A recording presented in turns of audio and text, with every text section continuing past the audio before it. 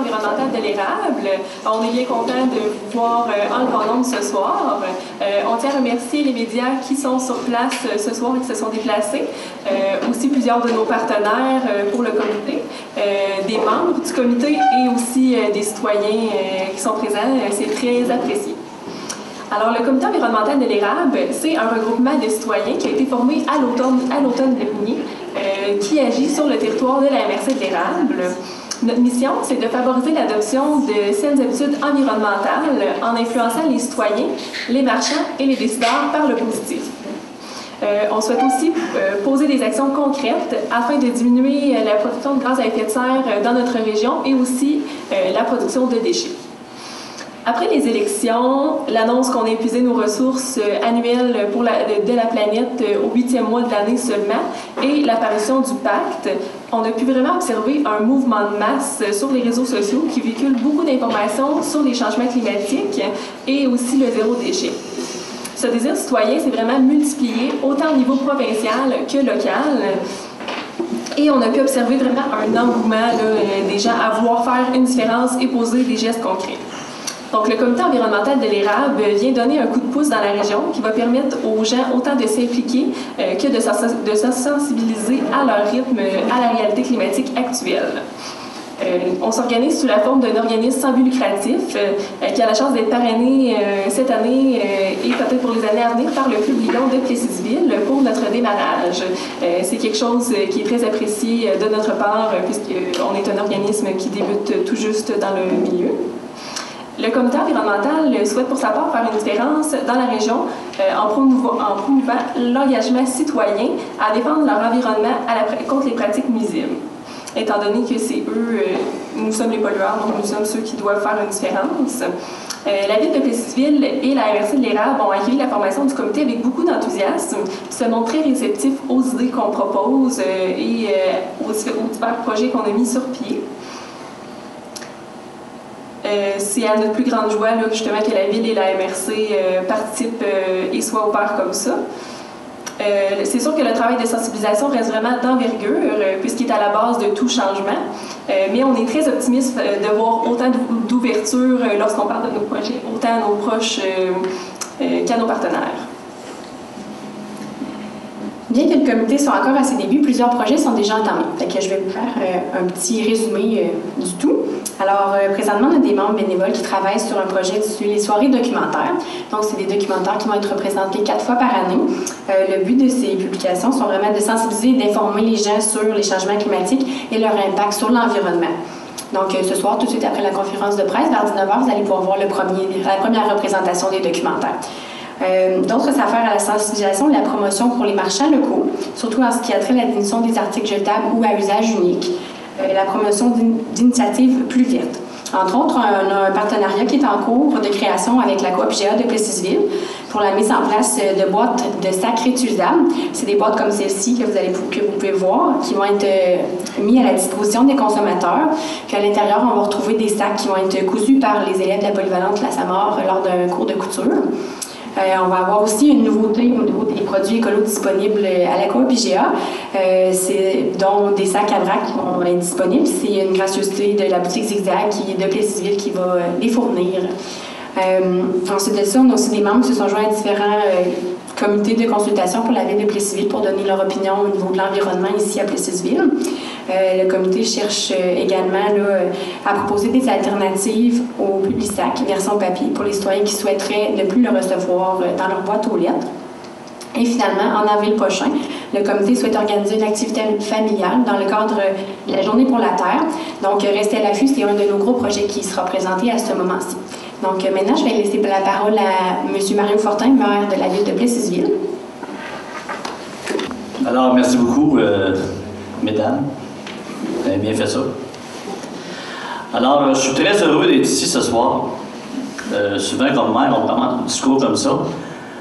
Mais je suis vraiment très heureux d'être ici ce soir. Parce que c'est vraiment une initiative que je trouve vraiment merveilleuse.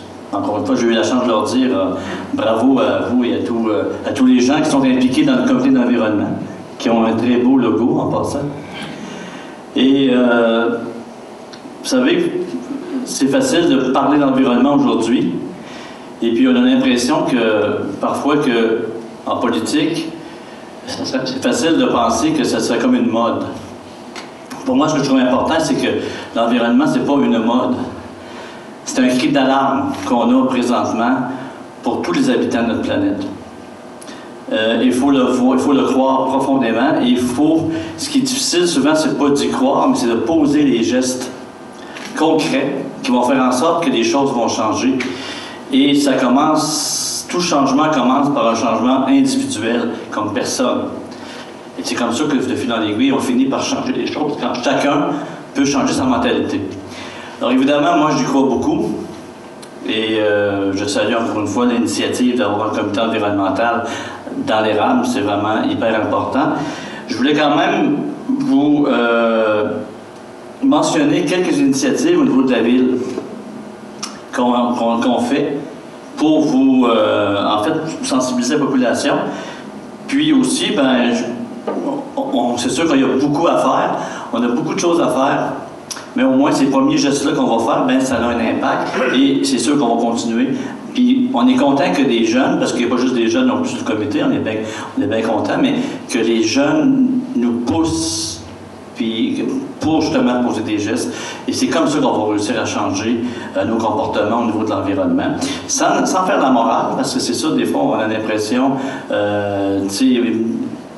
que quand on parle d'environnement présentement, mais il reste que ce que j'aime du comité environnemental, pour avoir parlé avec ses représentants, c'est pas une dynamique de morale, mais une dynamique de conscientisation et de petits gestes concrets qu'on peut poser. Et c'est ça que j'apprécie beaucoup. Et c'est comme ça qu'on va réussir à changer le monde, dans le fond, au niveau de l'environnement. Alors, je peux mettre que je mette mon petit outil de travail, parce que sinon, je baisse un peu le micro. OK. Donc, au niveau de la ville, évidemment, au niveau des changements, des diminution des GES.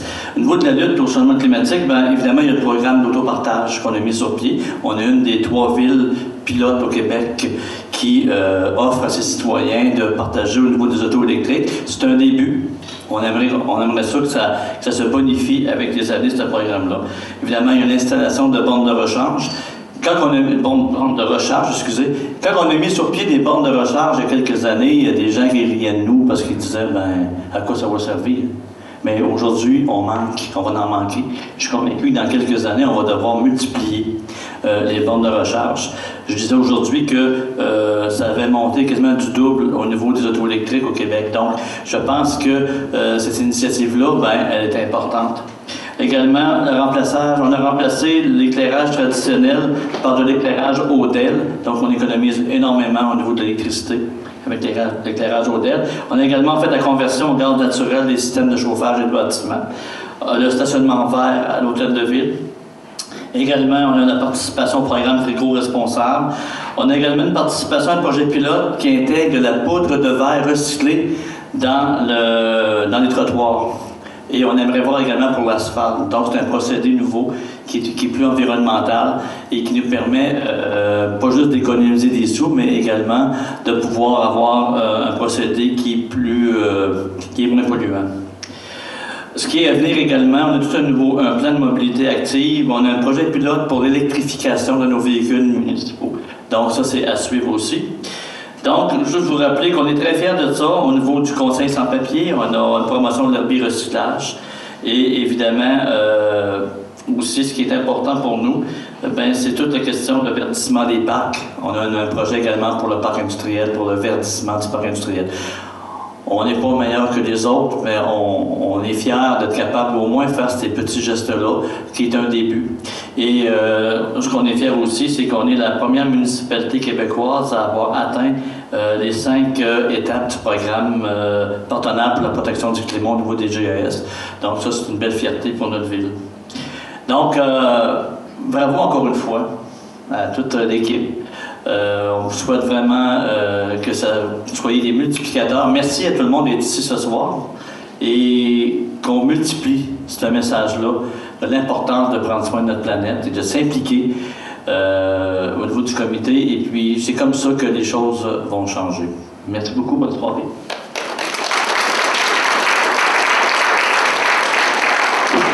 Merci Mario. J'invite maintenant M. Philippe Tremblay, président du Club des Lions, à venir parler. Bonsoir tout le monde. C'est pour moi un grand plaisir de représenter le Club Lions de Plessisville ce soir. Les Lions sont bien connus dans le monde pour aider à améliorer la vie des personnes ayant un handicap visuel et œuvrent à la prévention de la cécité. Il y a aussi d'autres actions parfois moins connues qui nous interpellent par contre, comme la jeunesse, l'aide aux victimes de catastrophes, la lutte contre la faim et l'environnement, bien sûr. Comme le Club de Lions de Plessisville est à l'aube de ses 40 ans, les membres cherchaient à s'engager davantage auprès de la population d'ici, qui nous encourage depuis tout ce temps. Donc, nous avons pris connaissance de la création du comité environnemental de l'érable et nous avons sollicité une rencontre pour voir quels étaient les projets. Après cette rencontre, tous les membres étaient unanimes à reconnaître le dynamisme des coprésidentes et leur volonté de vouloir changer par des actions concrètes notre environnement immédiat. Le club a décidé de parrainer le comité environnemental de l'érable pour lui permettre de démarrer les différents projets qui ont été présentés. Nous sommes convaincus de voir naître une grande initiative régionale. Ça nous rappelle également la naissance de la Maison des Jeunes Express 12-18 que les Lions parrainent depuis ses débuts. Tous les membres du Club Lions de Plessisville offrent donc leur soutien au comité environnemental de l'érable et se joignent à moi pour lui souhaiter beaucoup de succès. Merci.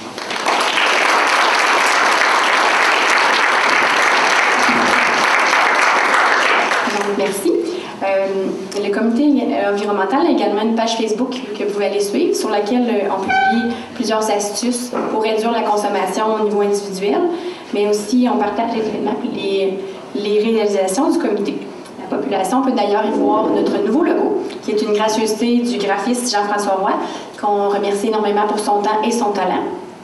Finalement, ce comité repose entièrement sur l'implication des bénévoles qui mettent énormément de leur temps, mais aussi de leur énergie en une cause dans laquelle ils croient et qu'ils tiennent à cœur. Pour les personnes qui souhaiteraient s'engager et s'impliquer dans le comité, c'est toujours possible de communiquer avec nous par la page Facebook au comité environnemental de l'érable.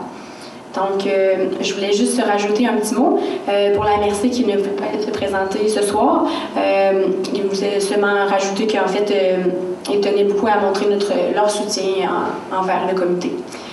Je vous remercie à tous d'être ici ce soir. Par la suite, il y a toujours un cocktail qui est disponible, puis vers 19h, on va débuter le documentaire qui est La Terre vue du cœur. Alors, merci tout le monde.